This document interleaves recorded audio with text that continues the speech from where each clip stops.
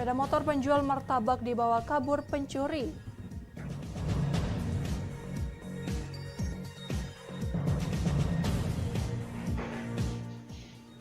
Sopir truk ekspedisi jadi sasaran penodongan.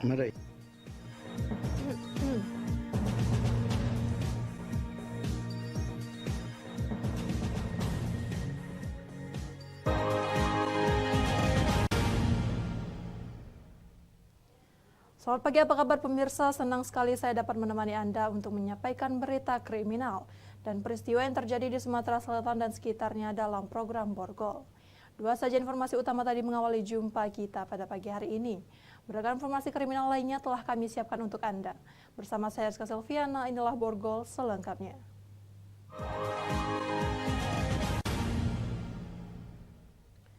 Sepeda motor milik penjual martabak di Palembang hilang dicuri saat terparkir di depan toko. Sang maling memanfaatkan kunci kontak sepeda motor yang masih tergantung. Wajah pelaku terekam jelas CCTV. Dari rekaman CCTV, seorang pelaku berjalan kaki melintas di lokasi kejadian melihat motor korban yang terparkir. Pelaku yang mengenakan jaket hitam langsung mendekati sepeda motor dan beraksi. Aksi pelaku berjalan mulus dikarenakan kunci kontak sepeda motor korban masih tergantung. Melihat situasi aman, pelaku tancap gas kabur membawa motor korban. Kejadian pencurian sepeda motor ini terjadi di parkiran toko martabak di Jalan Musiraya, Perumnasako, Palembang. Saat kejadian, korban baru saja hendak membuka toko persiapan untuk berjualan. Korban menjelaskan sepeda motor baru saja pulang dari pasar. Sesampai di toko, korban mengambil barang di dalam jok motor dan lupa mencabut kembali kunci kontak sepeda motor. Gara-gara pelaku tuh tadinya tuh jalan situ, nah sini noleh mungkin lihat kunci itu masih gantung, langsung aja disamber itu. Kemana arahnya lari? Ke sana. Ke arah terminal ya? Ya, ke arah terminal. Atas kejadian ini, korban mengalami kerugian sebesar 10 juta rupiah. Korban telah melaporkan pencurian sepeda motor tersebut ke kantor polisi. Dari Palembang, Firdaus, iNews melaporkan. Salah satu tersangka pelaku pencurian tiang penyangga kabel PLN diringkus polisi. Namun teman pelaku yang sudah diketahui identitasnya berhasil kabur dan kini masih dalam pengejaran. Jajaran unit Reskrim Polsek Tanjung Lago, Kabupaten Banyuasin menangkap Ujang, warga Simpang PU Desa Karanganyar, Kecamatan Muaro, Telang, Banyuasin, bersama barang bukti sebilah parang panjang dan kunci pas pembuka baut, serta satu unit sepeda motor yang digunakan pelaku bersama temannya dalam menjalankan aksinya. Akibat dari perbuatan yang dilakukan pelaku, PLN mengalami kerugian sekitar 47 juta rupiah. Namun dari kasus ini dampak yang akan ditimbulkan ketika tiang-tiang penyangga kabel yang tersisa tidak kuat menahan beban lagi. Pelaku Ujang berdalih mencuri dan menjualnya untuk memenuhi kebutuhan ekonomi keluarga, karena dirinya tidak memiliki pekerjaan setelah diberhentikan oleh perusahaan sawit. Dalam menjalankan aksinya, Ujang bersama Maidin yang masih buron mencuri dari beberapa tiang penyangga kabel milik PLN di Desa Mulyasari, Kecamatan Tanjung Lago, Banyuasin. Kok bisa mencuri itu Pak? Ya. Kenapa Pak? Kebutuhan sehari-hari Pak. Hah? Kebutuhan sehari-hari. Hari-hari? Untuk makan. Emang Bapak nggak ada pekerjaan lain? Sekarang nggak ada Pak. Disampaikan oleh pihak PLN terkait dengan hal tersebut. Secara material itu barang-barang yang penyangga PLN dengan kerugian ditaksir 47 juta. Namun bukan masalah kerugian material, tapi dampak dari perbuatan itu yang akan kita pikirkan ke depan. Karena jika terjadi, jika dibiarkan para pelaku ini, yang PLN itu akan menjadi bahaya bagi kita semua. Dari Banyuasin, Ahmad Syaiful, iNews melaporkan. Unit Pidum Polrestabes Palembang meringkus dua pelaku penembakan yang mengakibatkan korban tewas. Dari tangan pelaku, petugas mengamankan senjata api rakitan. Penembakan ini dilatar belakangi masalah hutang piutang.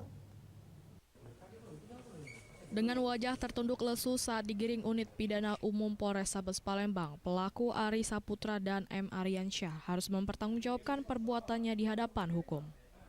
Kedua pelaku yang diketahui warga Jalan DI Panjaitan, Kecamatan Pelaju, Palembang ini diringkus petugas lantaran pelaku telah melakukan penembakan terhadap korbannya Rudi hingga tewas. Menurut keterangan polisi, motif pembunuhan tersebut dilatari masalah hutang piutang yang dimana korban yang memiliki hutang senilai ratusan juta rupiah kepada pelaku. Korban yang menemui pelaku di lokasi kejadian yang terletak di Jalan DI Panjaitan, Pelaju Palembang ini bertemu di mana pelaku meminta korban untuk membayar hutang miliknya. Korban yang saat itu menolak untuk membayar hutang dengan suara kerasnya membuat pelaku naik pitam dan menembak korban dengan senjata api rakitan di bagian dada korban. Kronologis kejadian bahwa korban itu memiliki hutang sebesar 120 juta rupiah dan meminjam motor tersangka. Lalu korban menyampaikan seolah-olah tidak peduli dengan mengatakan terserah saya dan motor akan saya kembalikan.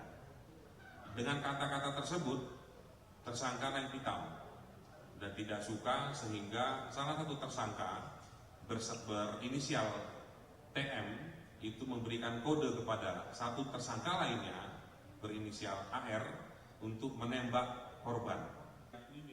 Atas perbuatannya, kedua pelaku dijerat pasal 170 KUHP Junto, pasal 338 KUHP dengan ancaman di atas 20 tahun penjara. Dari Palembang, Muhammad David, iNews melaporkan. Berkas tersangka korupsi dana hibah KONI Sumsel dilimpahkan ke pengadilan. Informasinya sesaat lagi.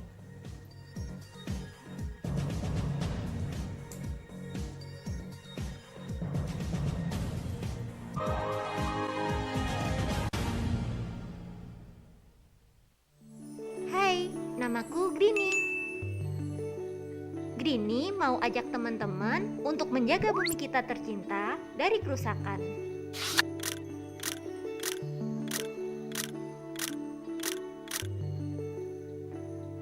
Mau tahu gimana caranya? Yuk, hemat energi teman-teman.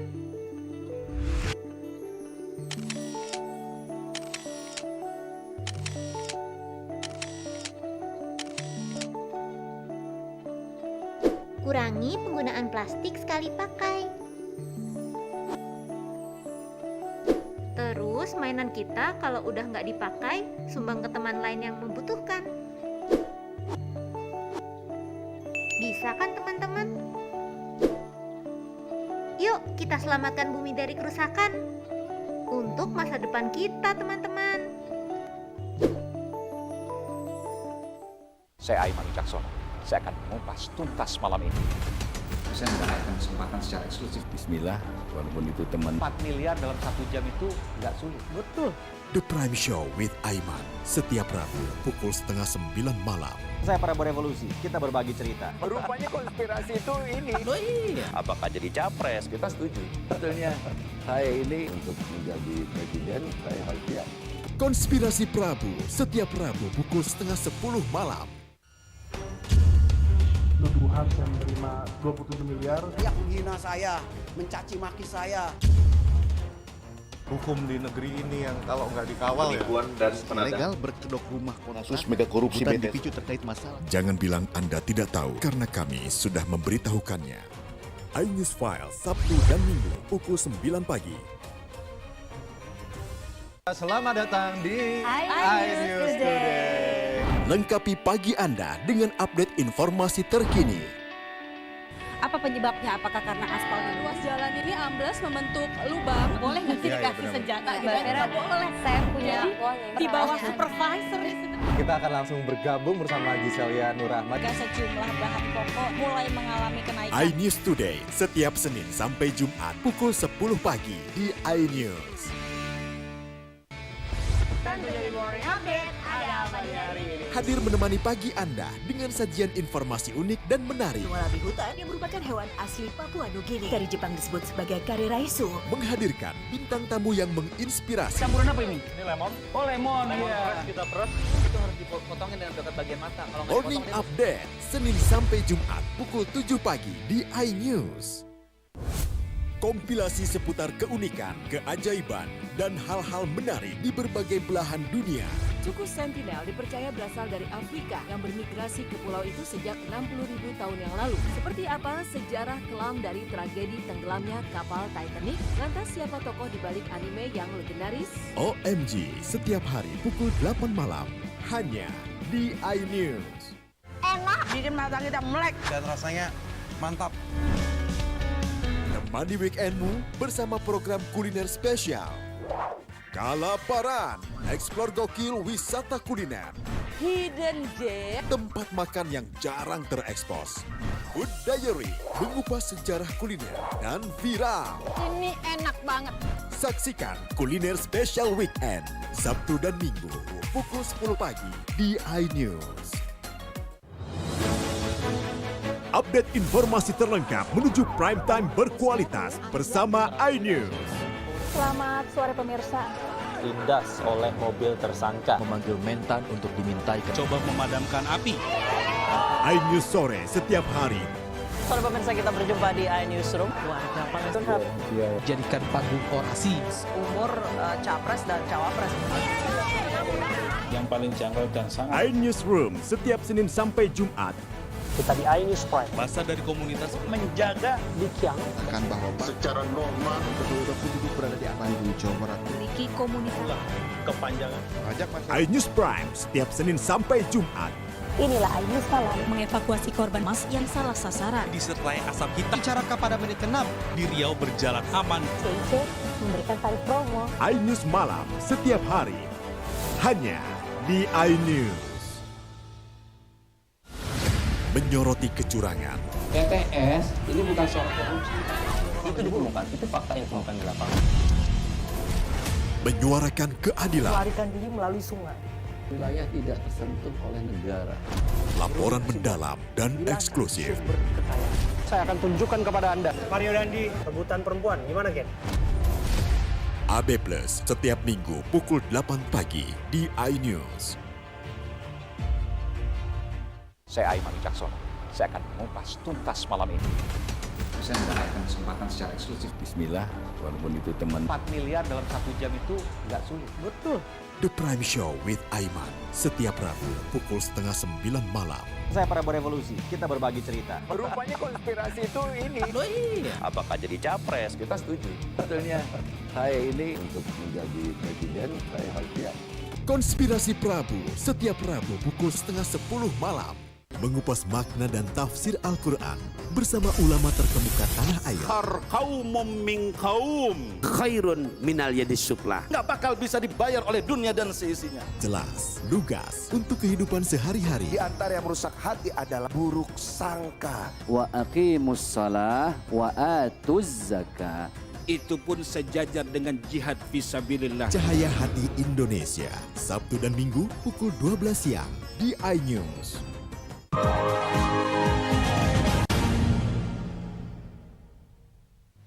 Anda masih bersama kami di Berita Kriminal Borgol. Berkas 2 tersangka korupsi dana hibah KONI Sumsel, Suparman Roman dan Ahmad Thohir resmi dilimpahkan ke Pengadilan Negeri Tipikor Palembang oleh Jaksa Kejati Sumsel. Setelah melakukan penetapan 3 tersangka, Hendri Zainuddin selaku ketua, Suparman Roman sekretaris, dan Ahmad Thohir ketua harian, Kejaksaan Tinggi Sumatera Selatan limpahkan berkas kedua tersangka korupsi kasus KONI Sumsel, Suparman Roman dan Ahmad Thohir ke Pengadilan Tipikor Palembang. Sementara untuk tersangka Hendri Zainuddin, berkas perkaranya masih ditunda karena tersangka merupakan caleg di pemilu 2024.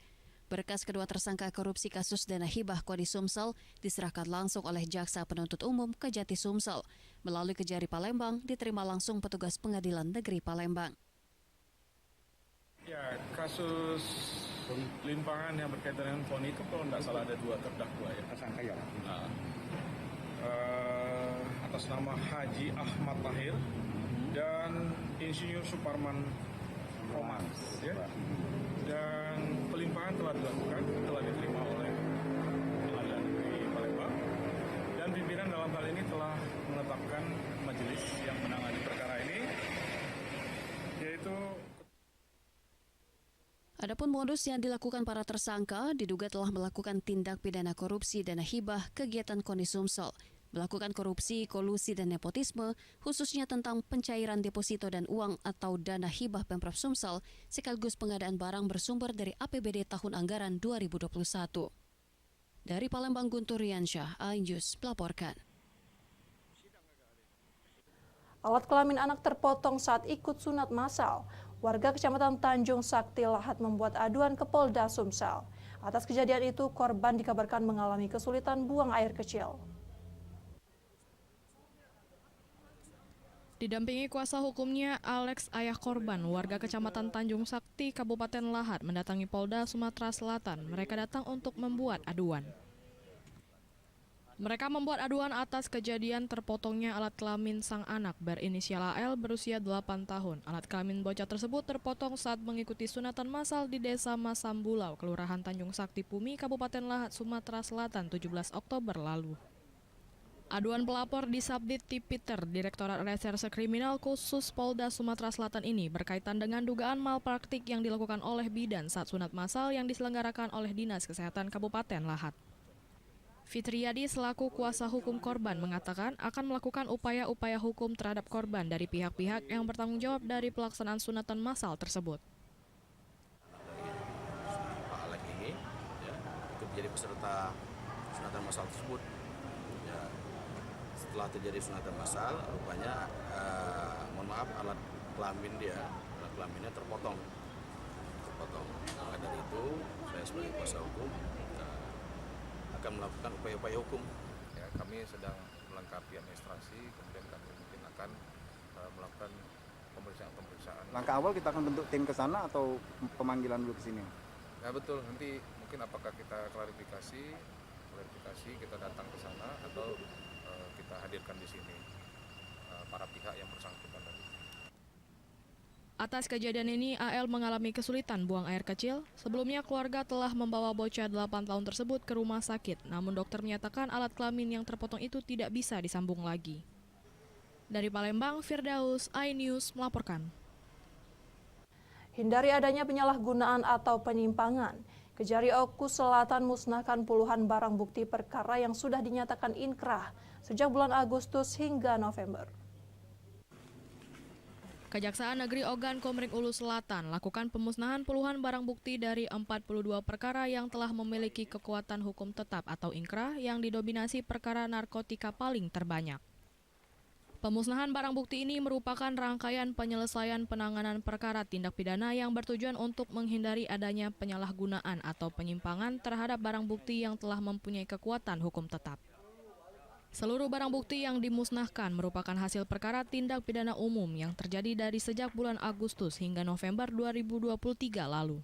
Dari 42 perkara terdapat 21 perkara narkotika, 18 perkara terkait orang dan harta benda, dan 3 kasus dari tindak pidana umum lainnya.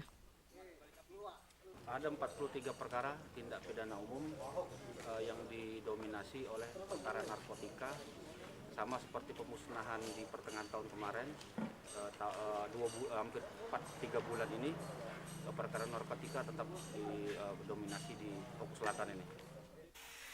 Pemusnahan barang bukti ini merupakan salah satu tugas eksekusi dari pihak kejaksaan bila kasus tersebut sudah mendapat keputusan yang inkrah. Dari Oku Selatan, Teddy Hendrawan, iNews melaporkan. Sopir truk ekspedisi jadi sasaran penodongan. Informasinya setelah pariwara berikut. Mari.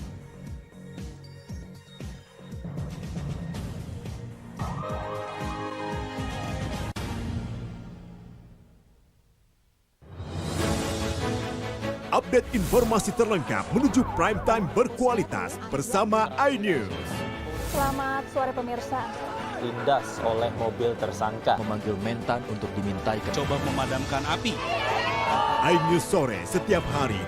Sore pemirsa, kita berjumpa di iNewsroom. Warga Palestina jadikan panggung orasi. Umur capres dan cawapres. Yang paling jangkau dan sangat. iNewsroom setiap Senin sampai Jumat. Kita di iNews Prime. Masa dari komunitas menjaga Dikyang akan bahwa secara normal kedua penduduk berada di Bandung, Jawa Barat. Memiliki komunitas Kepanjangan. iNews Prime setiap Senin sampai Jumat.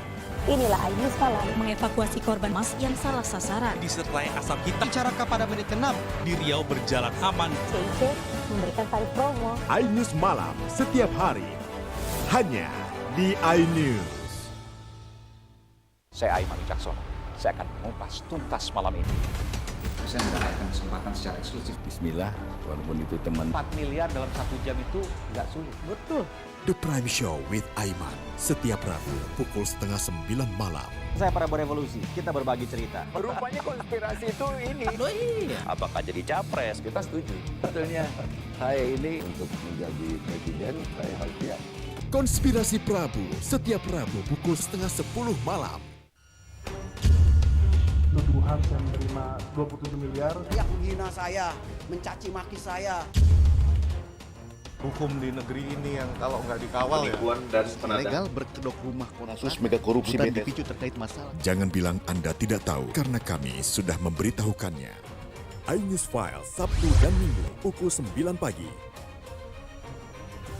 Selamat datang di iNews Today. Lengkapi pagi Anda dengan update informasi terkini. Apa penyebabnya? Apakah karena aspal ruas jalan ini amblas membentuk lubang? Boleh nggak sih dikasih senjata? Nggak boleh. Saya punya di bawah supervisor. Kita akan langsung bergabung bersama Giselia Nurahmat. Sejumlah bahan pokok mulai mengalami kenaikan. iNews Today setiap Senin sampai Jumat pukul 10 pagi di iNews.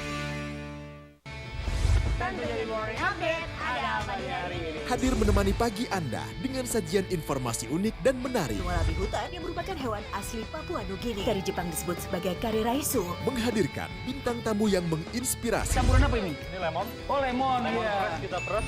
Itu harus dipotongin dengan dekat bagian mata. Kalau nggak Morning Update Senin sampai Jumat pukul 7 pagi di iNews. Hai, namaku Grini. Grini mau ajak teman-teman untuk menjaga bumi kita tercinta dari kerusakan.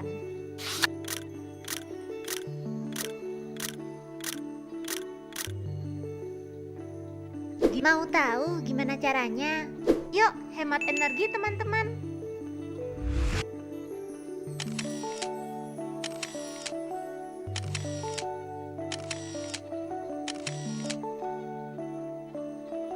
Kurangi penggunaan plastik sekali pakai. Terus mainan kita kalau udah nggak dipakai, sumbang ke teman lain yang membutuhkan. Bisa kan teman-teman? Yuk kita selamatkan bumi dari kerusakan. Untuk masa depan kita teman-teman.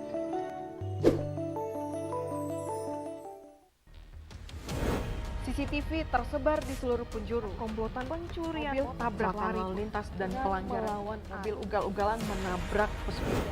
Tragedi-tragedi yang mengerikan. Anak itu berikan bius datang membawa senjata tajam dengan kecepatan yang di luar batas. Terekam kejadian-kejadian unik warga Pelestari 2. Nama saya Brigadir Marcelina dan inilah dia program Terekam.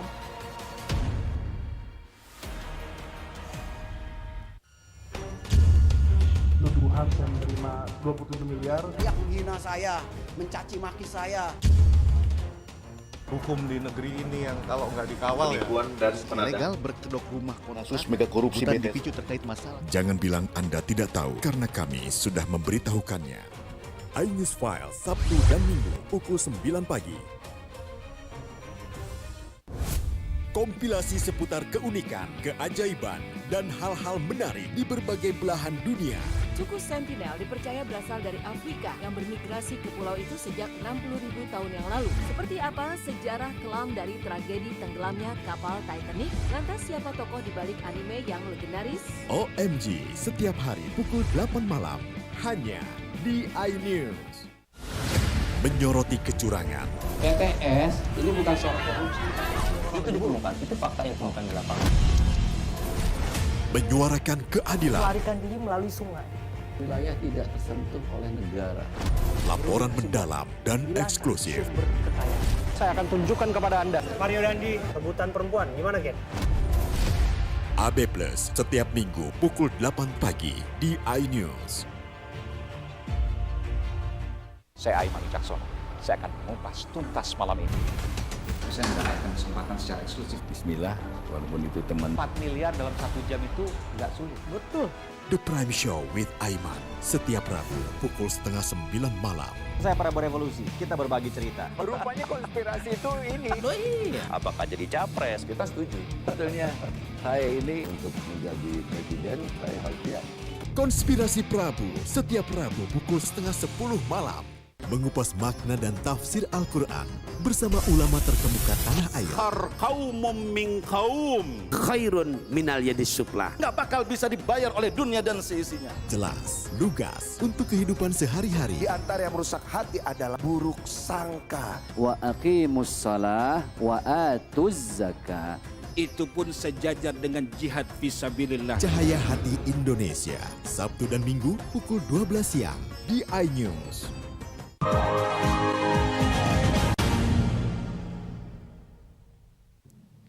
Anda masih bersama kami di Berita Kriminal Borgol.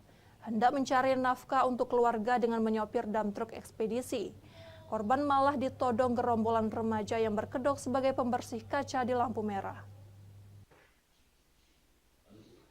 Effendi Pasaribu, 42 tahun, warga Kecamatan Rawalumbu, Kota Bekasi ini mendatangi Sentral Pelayanan Kepolisian Terpadu Polrestabes Palembang untuk melaporkan kejadian yang dialaminya. Di hadapan petugas, korban mengatakan kalau dirinya telah menjadi korban penodongan oleh sejumlah remaja di Jalan Bypass Kecamatan Alang-Alang Lebar, Palembang. Kejadian ini sendiri bermula di mana korban yang saat itu berhenti di lampu merah bypass Kecamatan Alang-Alang Lebar. Datang satu pelaku dengan modus membersihkan kaca mobil. Datang satu pelaku kembali dengan menaiki ban mobil dump truk korban dengan meminta uang. Korban yang telah memberikan uang senilai Rp2.000 itu menolak untuk memberi. Sehingga pelaku memukul korban dan merampas tas dan handphone milik korban. Merasa ada perlawanan dari korban, kawanan pelaku lainnya, 4 orang pun datang membantu dan membawa batu. Merasa terancam, korban pun harus melepaskan tas yang berisikan uang dan surat-surat kendaraan. Jadi pas kita berhenti, rupanya ada anak-anak nyamperin, alasannya ngelap kaca mobil. Nah, kita kasih 2.000. Nggak lama datang lagi kawan dia rame-rame. Nah, naik ke atas ban, terus dia tangannya masuk lewat kaca, ditengok ada HP di dalam, dia dirampas. Saya tarik lagi, terus diambil lagi tas, saya tarik lagi, ditarik-tarikan. Datang lagi teman dia rame-rame. Nah, terus satu yang ngambil HP, satu yang lagi ngambil tas. Dari Palembang, Muhammad David, iNews melaporkan. Masuk dalam tahapan kampanye pemilu umum, pihak kepolisian dari Polres Muara Enim memastikan keamanan logistik pemilu. Kapolres Muara Enim juga memimpin langsung pengecekan gudang logistik pemilu di KPU guna keamanan barang logistik yang akan digunakan. Saat ini tahapan pemilu sudah masuk masa kampanye. Kondusivitas harus tetap terjaga di tengah masyarakat, khususnya di kawasan Kabupaten Muara Enim. Selain menjaga Kamtipnas, pihak kepolisian juga harus memastikan keamanan logistik pemilu.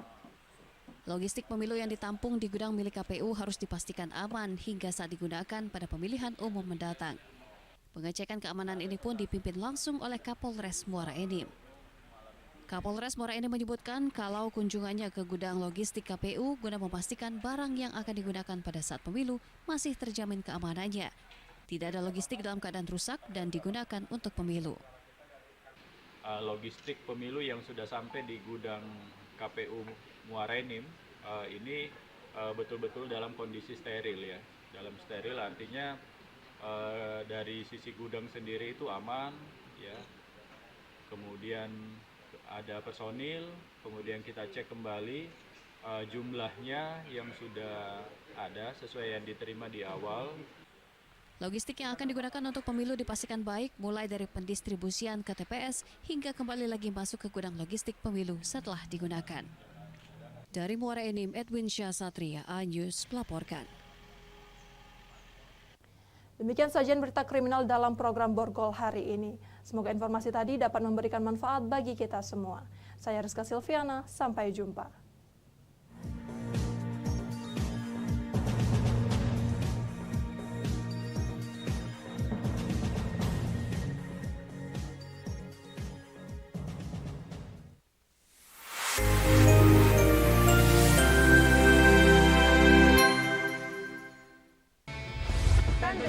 Update ada apa di hari ini? hadir menemani pagi Anda dengan sajian informasi unik dan menarik. Walabi hutan yang merupakan hewan asli Papua Nugini, dari Jepang disebut sebagai kare raisu, Menghadirkan bintang tamu yang menginspirasi. Campuran apa ini? Ini lemon. Oh, lemon. Lemon Iya. fresh kita peras. Itu harus dipotongin dengan dekat bagian mata. Kalau nggak Morning dipotong, Update, Senin sampai Jumat pukul 7 pagi di iNews.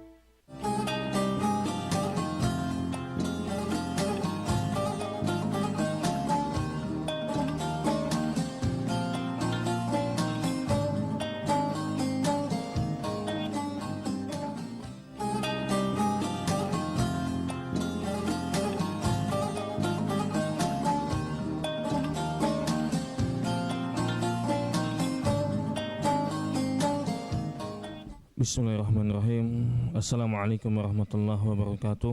Innal hamdalillah nahmaduhu wa nasta'inuhu wa nastaghfiruh wa na'udzu billahi min shururi anfusina wa min sayyiati a'malina. Man yahdihillahu fala mudilla lahu wa man yudlilhu fala hadiyalah. Asyhadu an la ilaha illallah wahdahu la syarika lah wa asyhadu anna Muhammadan abduhu wa rasuluh.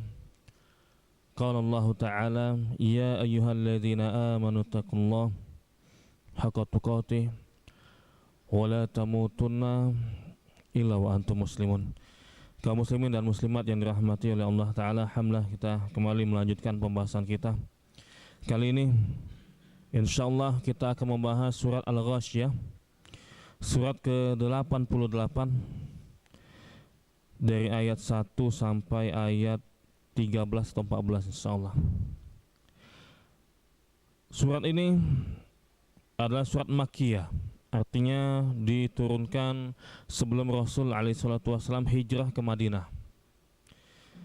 Dinamakan Al-Ghasyiyah, dijelaskan sama ulama di dalam kitab Awwalul Marah At-Tadabburul Quran, li'anna Allah Ta'ala yahki an yaumil qiyamah fi hadhihi surah wa min asma'ihil ghasyiyah allati tughshin nasa kullahum. Karena Allah Ta'ala menceritakan pada hari kiamat tentang surat ini, dan di antara namanya adalah Ghasyiyah, dan Allah Ta'ala memulai ayat pertama dengan menggunakan kata Al-Ghasyiyah. Al-Ghasyiyah itu merupakan salah satu nama dari kiamat, Al-Ghasyiyah. Dan nama kiamat itu banyak macamnya. Kurang lebih ada 19 nama. Nggak kita sebutkan satu persatu, banyak namanya. Ada As-Sa'ah, ada Yaumul Hisab, ada Yaumut Tanad, dan yang lainnya. Adapun pokok pembahasan dalam surat Al-Ghasyiyah ini dijelaskan sama ulama. Al-mihwar ra'isi li surah at-tazkir bi jazail abrar wa jazail kuffar. Sebagai pengingat, balasan bagi orang yang berbuat baik dan balasan bagi orang yang ingkar, balasan bagi orang yang kafir. Di sini dijelaskan nanti apa balasannya bagi orang yang kafir, apa balasannya bagi yang beriman kepada Allah Ta'ala. Kita masuk di ayat pertama. A'udzu billahi minasyaitonir rajim. Bismillahirrahmanirrahim. Allah Ta'ala memulai dengan kata Hal ataka hadithul ghasyiyah. Sudah sampaikah kepadamu berita tentang hari kiamat? Dijelaskan sama Al-Imam Ibnu Katsir dengan membawakan perkataan Ibnu Abbas, Qatadah, dan Ibnu Zaid bahwasanya Al-Ghasyiyah merupakan salah satu nama dari hari kiamat. Ghasyiyah itu artinya menutupi. Kenapa dinamakan Ghasyiyah? Karena menutupi manusia dan meliputi mereka. Semua manusia akan tertutupi dengan sesuatu. Nanti insya Allah dijelaskan. Apa yang tertutupi? Di antaranya adalah wujuhu yawma idzin khasyi'ah. Di ayat kedua, Allah Ta'ala mengatakan, pada hari itu banyak wajah yang tertunduk dengan penuh kehinaan. Banyak wajah yang tertutup dengan kehinaan. Khasyi'ah itu artinya kehinaan. Kata Ibnu Abbas, wajah orang kafir pada saat itu tertunduk. Kenapa tertunduk? Karena amal perbuatan mereka tidak bermanfaat untuk mereka. Berarti memang mereka ini beramal soleh. Ada orang non-Islam itu beramal soleh, bantu ini, bantu itu, bangun masjid. Bahkan ada yang bangun masjid, yang bantu penyumbangan untuk bangun masjid. Namun ketika itu habaan mansura. Semua amal soleh yang dia lakukan orang kafir ini, ketika di akhirat nanti akan menjadi debu berterbangan. Artinya tidak ada yang dianggap itu sebagai pemberat kebaikan dia. Enggak. Kenapa? Karena dia tidak beriman kepada Allah Ta'ala. Pertanyaannya, kenapa? Gara-gara dia tidak beriman kepada Allah Ta'ala, semua amal solehnya itu dihapus oleh Allah Ta'ala. Bukankah di dunia dia ini banyak melakukan kebaikan? Jawabannya, walaupun dia ini banyak melakukan kebaikan kepada manusia, bantu misalkan kepada kaum muslimin, memberikan bantuan sembako dan yang lainnya, tapi dosanya jauh lebih besar dibandingkan dengan pahalanya. Tapi maksiatnya jauh lebih besar dibandingkan pahala yang dia kerjakan, amal soleh yang dia kerjakan. Dia hanya membantu manusia dan itu pun hanya sebagian. Tapi dia melakukan dosa paling besar di dunia ini, yaitu syirik, yaitu menyembah kepada selain Allah. Ini dosa paling besar, enggak setimpal dengan amal soleh, dengan perbuatan yang dia lakukan. Makanya kemudian dia pun dimasukkan ke dalam neraka karena tidak setimpal. Amilatun nasibah. Allah Ta'ala di awal-awal surat Al-Ghasyiyah ini menjelaskan kondisinya orang kafir dan bagaimana nanti mereka tuh masuk ke dalam neraka. Amilatun nasibah. Di ayat yang ketiga, Allah Ta'ala berfirman, saat itu mereka itu bekerja keras lagi kepayahan. Apa yang dimaksud orang kafir ini bekerja keras dan kepayahan? Mereka telah melakukan banyak perbuatan, berletih-letih, ada yang pergi ke ujung negeri untuk memberikan bantuan misalkan. Mereka letih, tapi pada hari kiamat mereka masuk ke dalam neraka yang panas. Sudah kerja keras tapi tidak membuahkan hasil. Al-Qurtubi menjelaskan ada dua pendapat mengenai ayat ketiga dalam surat Al-Ghasyiyah yang menjelaskan makna dari mereka bekerja keras lagi kepayahan. Kata beliau, yang pertama ada yang berpendapat orang kafir bersusah payah beramal soleh namun masuk neraka. Mereka tuh sudah susah payah beramal soleh, namun mereka ujung-ujungnya masuk neraka. Ini makna yang pertama. Makna yang kedua, orang kafir dibuat lelah dengan siksaan nantinya di akhirat. Dia lelah, dia kepayahan karena sebab disiksa. Ini tafsiran yang kedua. Kata Al-Imam Ibnu Katsir menjelaskan sebuah kisah bahwasanya Umar bin Khattab pernah melewati rumah seorang pendeta. Lalu Umar bin Khattab memanggil pendeta itu, "Wahai pendeta." Kemudian si pendeta pun menghampirinya. Umar memandangnya, lalu Umar menangis ketika melihat pendeta. Kenapa?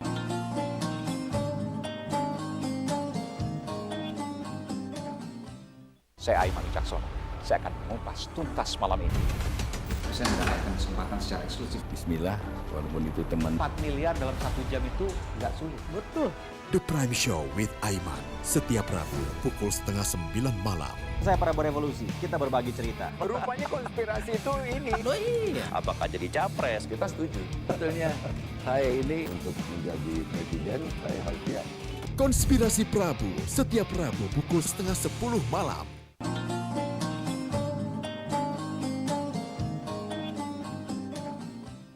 Lalu Umar menangis ketika melihat pendeta. Kenapa Umar ini menangis ketika melihat pendeta? Kemudian ada yang bertanya kepada Umar bin Khattab, apa yang membuatmu menangis, wahai Amirul Mukminin, wahai pemimpinnya orang beriman? Apakah karena orang ini? Apakah karena orang kafir ini? Kata Umar bin Khattab, enggak. Aku ingat firman Allah Ta'ala dalam kitabnya, amilatun nasibah tasla narun hamiyah.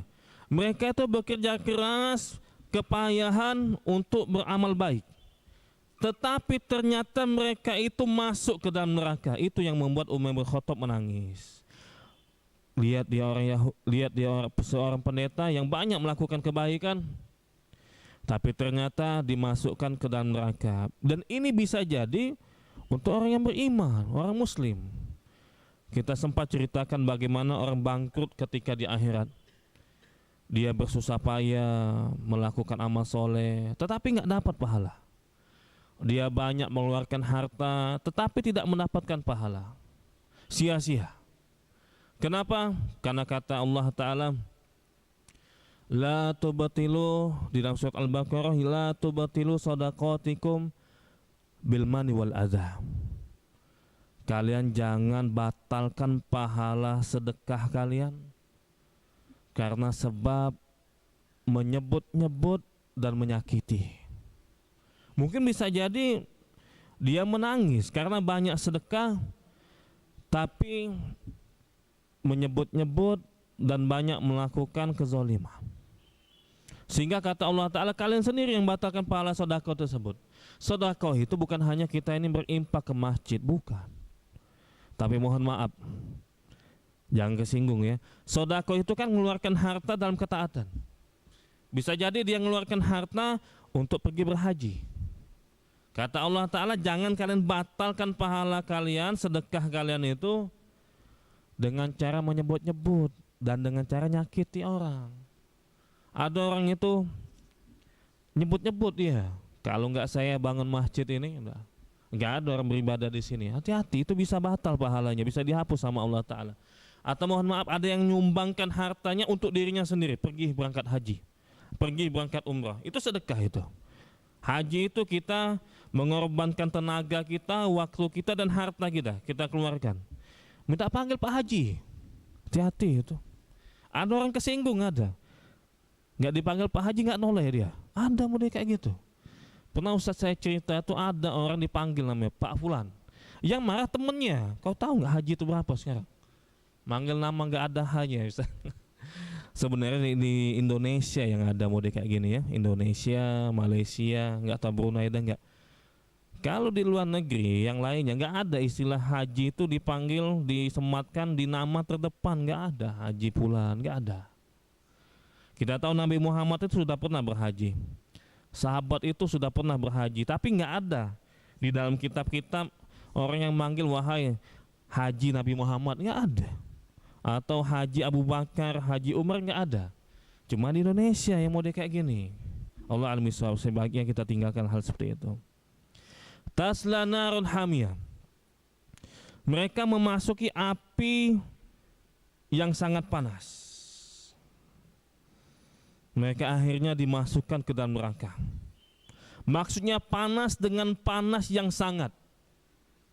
Ulama mengungkapkan seperti itu. Panas dengan panas yang sangat. Berarti luar biasa panasnya. Kita tahu api dunia ini sepanas apapun itu. Apa api paling panas mungkin? Biru, mungkin hitam gitu ya. Kata Rasul SAW, api akhirat, api di neraka itu 79 atau 70 kali lipat, 69 atau 70 kali lipat lebih panas dibandingkan dengan api dunia.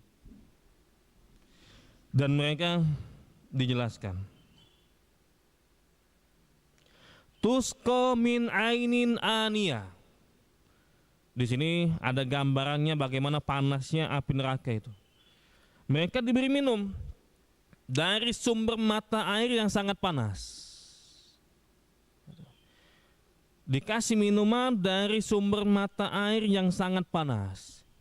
Kata Ibnu Abbas, Mujahid, Al-Hasan Al-Basri, As-Suddi mengatakan panas dan mendidihnya api neraka mencapai titik paling akhir. Dijelaskan sama ulama. Allah itu kalau mengungkapkan dengan kata itu ada maksudnya. Seperti misalkan Allah menggunakan kata aniyah. Kata Al-Qurtubi, aniyah itu berasal dari kata al-ina. Al-ina itu artinya at-tadkhir, at-takhir. At-takhir itu artinya yang diakhirkan sampai terakhir. Kata Al-Imam Qurtubi, mereka itu dikasih minuman yang sangat panas. Allah menggunakan kata aniyah. Maksudnya itu sumber air yang telah lama dipanaskan sejak neraka diciptakan. Sampai mereka masuk situ dikasih. Bayangin, semenjak neraka diciptakan air itu udah dipanasin.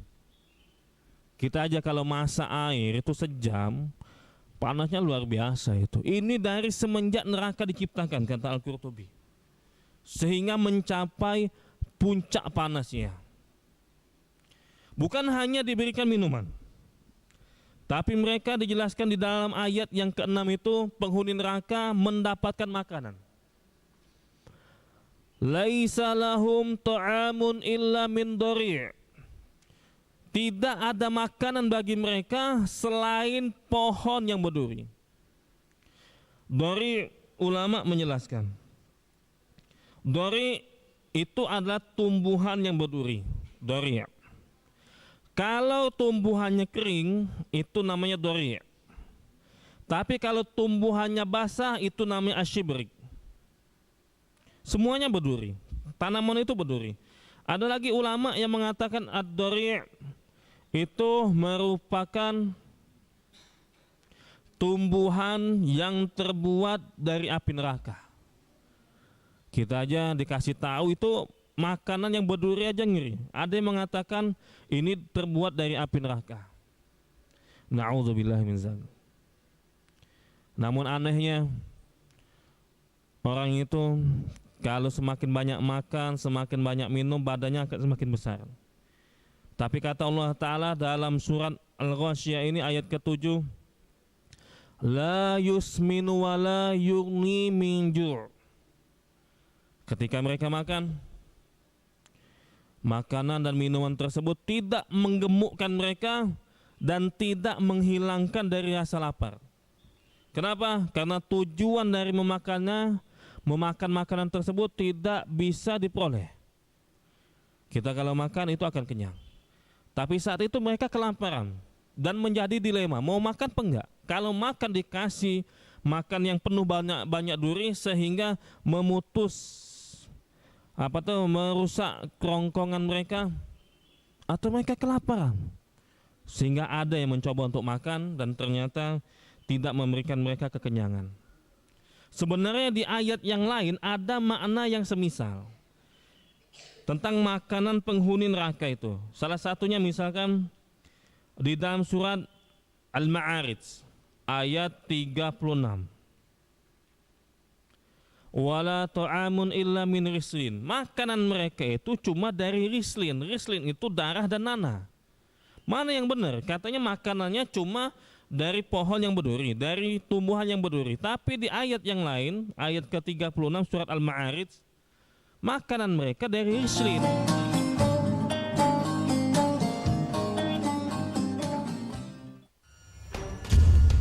Tuduhan saya menerima 27 miliar. Yang menghina saya, mencaci maki saya. Hukum di negeri ini yang kalau nggak dikawal Penipuan dan legal berkedok rumah kasus mega korupsi BTS. dipicu terkait masalah. Jangan bilang Anda tidak tahu, karena kami sudah memberitahukannya. iNews File, Sabtu dan Minggu, pukul 9 pagi.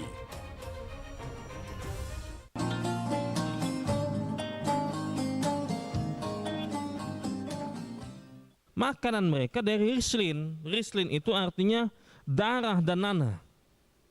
Maka mana yang benar? Semuanya benar. Yang Allah kabarkan itu pasti benar. Cuma dijelaskan sama ulama.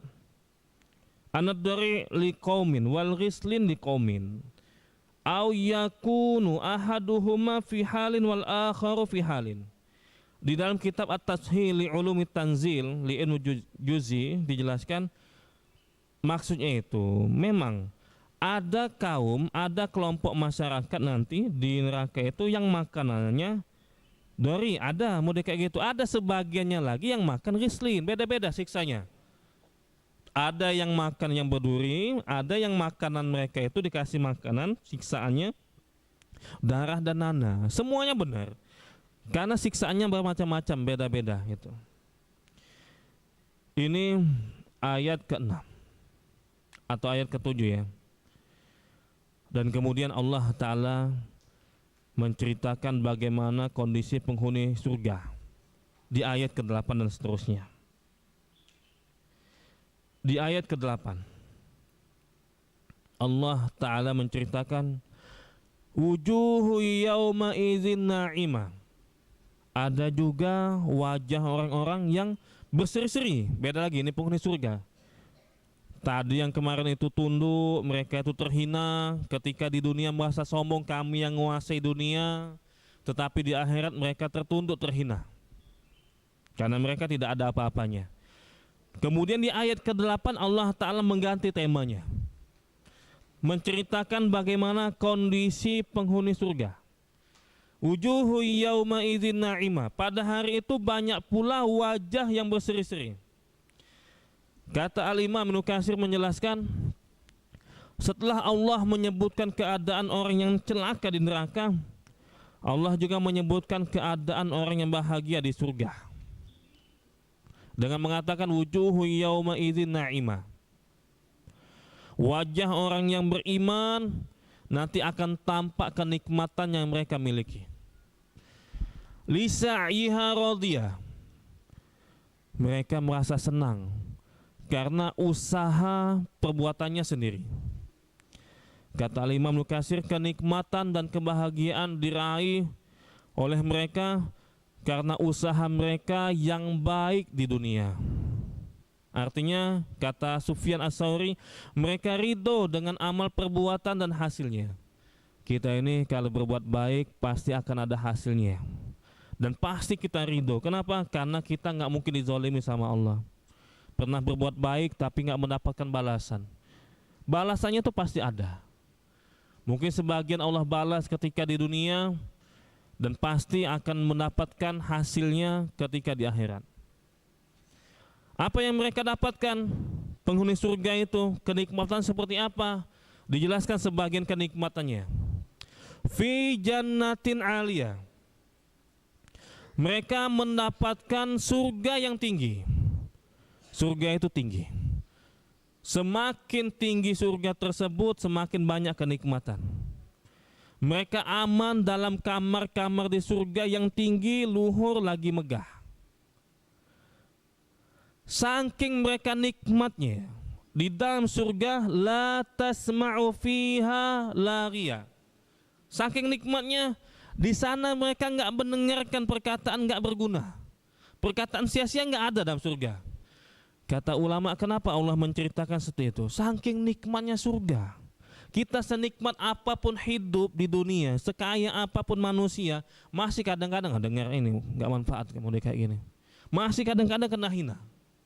Setinggal apapun kita tinggal di hotel yang mewah, kadang-kadang masih ada perkataan yang nggak ada manfaatnya. Kadang-kadang masih ada perkataan yang nyakitin kita. Walaupun dia orang yang berada, walaupun dia orang banyak harta, beda di surga. Saking nikmatnya di surga, perkataan yang sia-sia saja nggak ada kedengeran gitu. Apalagi yang nyakiti. Ini saking nikmatnya surga. Dan di surga tempat tinggal mereka tidak terdengar ucapan sia-sia. Sama seperti misalkan dalam surat Al-Waqi'ah ayat 25 dan 26.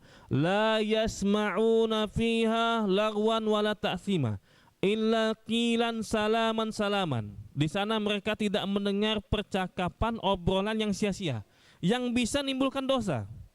Tetapi mereka itu mendengarkan minimal ucapan salam, minimal assalamualaikum misalkan. Itu yang paling nikmatnya itu. Fiha ainun jariyah. Bukan hanya itu saja. Di sana ada mata air yang mengalir. Kata Allah Ta'ala di dalam surat Al-Ghasyiyah ayat ke-12.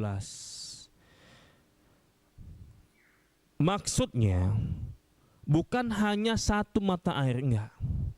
Tapi ini menunjukkan jenis mata air, maksudnya di sana ada beberapa mata air yang mengalir. Bagi kita mungkin apa fungsinya mata air yang ngalir itu? Karena di dunia mungkin kita menganggap biasa aja. Lihat Sungai Musi ngalir, mungkin di Jawa banyak sumber mata air yang mengalir. Bagi kita biasa aja. Maka jangan samakan nikmat surga dengan nikmat yang ada di dunia. Nikmat yang ada di surga itu jauh lebih nikmat dibandingkan dengan dunia. Walaupun kita menganggap biasa aja kayak mata air ngalir itu biasa aja, tapi kata Rasul alaihi salatu wasallam, saking nikmatnya itu ma'udhunun sami'at wala khatara ala qalbin basar. Gak pernah dipandang saking nikmatnya. Gimana nikmat surga itu? Gak pernah terpandang oleh kita saking nikmatnya. Gak pernah terdengar oleh kita detailnya itu seperti apa nikmatnya itu, saking nikmatnya itu. Gak pernah terbesit dalam hati kita, mungkin nikmatnya kayak gini, gak nyampe pikiran kita. Itu sangat nikmat. Pernah ada orang non muslim, dia sering dengar ayat itu atau dia tahu dalam kitab suci Al-Quran itu, kenapa surga itu dijanjikan banyak mata air yang mengalir di bawah-bawah itu. Dan dia itu arsitek. Akhirnya dia buat model rumah seperti itu, ada ceritanya itu. Bisa dicek nantinya di Google itu ya. Dia bangun rumah, dia bikin model rumah itu yang ada sungai atau air yang ngalir di bawah-bawah itu. Dan dia mau jual itu. Ketika dia masuk ke dalam rumah yang dia buat seperti itu, dia hidupkan air itu pakai tombolnya, dia hidupkan, air itu ngalir bener. 5 menit dia duduk di sofa, itu langsung merasakan ketenangan. Oh, ternyata fungsinya itu, air mengalir di bawah itu fungsinya ketenangan. Di dunia ini saya tenang. Ternyata memang ada fungsinya. Mungkin bagi kita nggak ada fungsinya, dan itu diakui, oh, ternyata benar. Kalau air mengalir di bawah, itu ternyata bisa bikin tenang. Nah, inilah salah satu fungsinya. Fiha sururun marfu'ah, dan mereka itu mendapatkan dipan-dipan. Di sana ada dipan-dipan yang ditinggikan. Ada dipannya itu untuk tempat sandaran. Kata Al-Imam Ibnu Katsir menjelaskan bagaimana dipan-dipannya itu. Dipan-dipan di surga itu tinggi, lembut, banyak pemadaninya, dan tinggi atapnya. Di sana ada bidadarinya. Nah, nanti kita bahas insyaallah bab khusus. Jika orang mukmin kekasih Allah ingin duduk di kasur-kasur dan dipan-dipan yang tinggi itu, dipan-dipan itu merendah kepadanya. Berarti posisi dipan itu tinggi. Nah, kalau ada orang yang penghuni surga pengen duduk masuk ke situ, turun dia. Nah, ini yang dijelaskan oleh Ibnu Katsir. Pertanyaannya, kenapa dibuat tinggi? Tinggi dipan-dipannya tuh, kenapa nggak buat di rendah aja, di posisi rendah aja? Dijelaskan sama ulama, ada maksudnya itu. Maksudnya apa? Marfu'ah liyarul mu'minu idza